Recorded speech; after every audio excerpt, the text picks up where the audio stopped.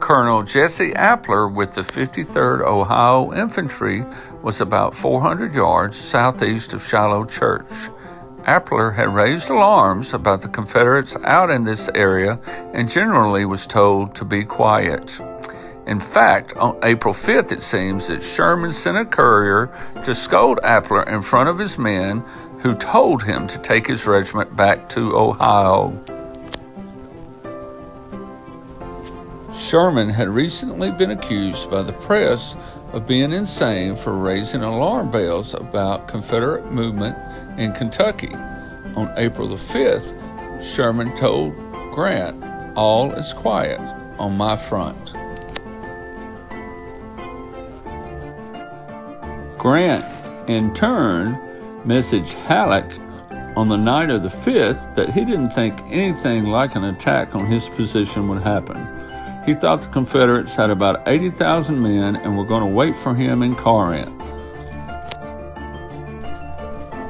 About dawn on the 6th, shooting starts about 3/4 of a mile to the southeast. Appler sends messages to his commanders and forms his regiment in the center of his camp facing south. About this time, he notices a large force on his right. This was Confederate General Patrick Cleburne planning Triggs Battery on a ridge opposite his camp. Appler sends his sick and wounded to the rear and marches the regiment into the woods on the eastern edge of Ray Field. He orders his men to face west and lie down. About 7 o'clock, Sherman rode into the camp to see what the chaos and excitement was all about. Rebel skirmishers emerged from the thick underbrush along Shiloh Branch on the right and killed Sherman's orderly and shot Sherman in the hand. "My God, we are attacked." A muddy marsh caused Cleburne's brigade to split.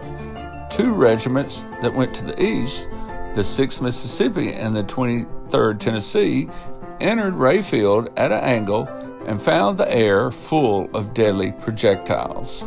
One Mississippian said, "Little clouds of smoke appeared, and we heard a cracking noise of timber being splintered by bullets."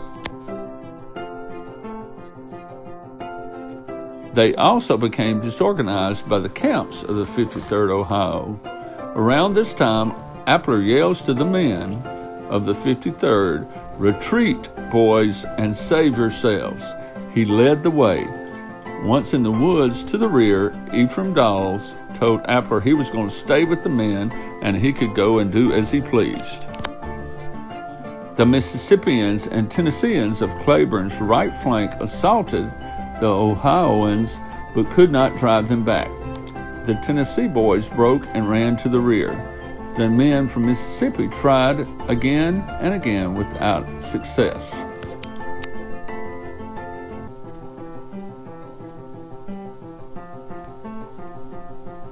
They attacked a third time through the 53rd Ohio's camp, facing the 53rd Ohio in the front and Waterhouse's battery on their flank.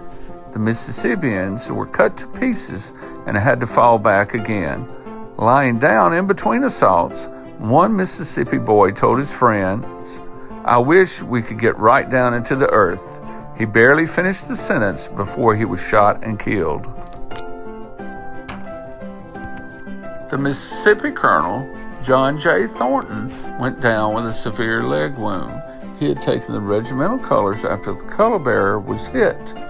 He had been a member of the Mississippi Secession Convention just over a year before.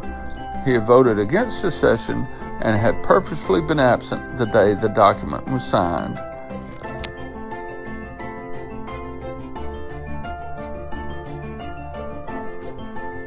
Thornton was wounded. In defense of the action, he could not bring himself to support. Major Robert Lowry was also wounded.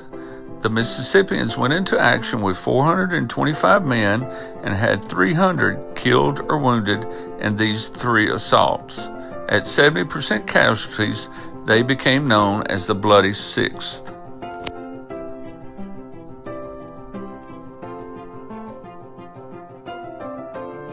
The 6th Mississippi Infantry Regiment was made up of men from Rankin, Quitman, Leake, Scott, Copiah, and Simpson counties.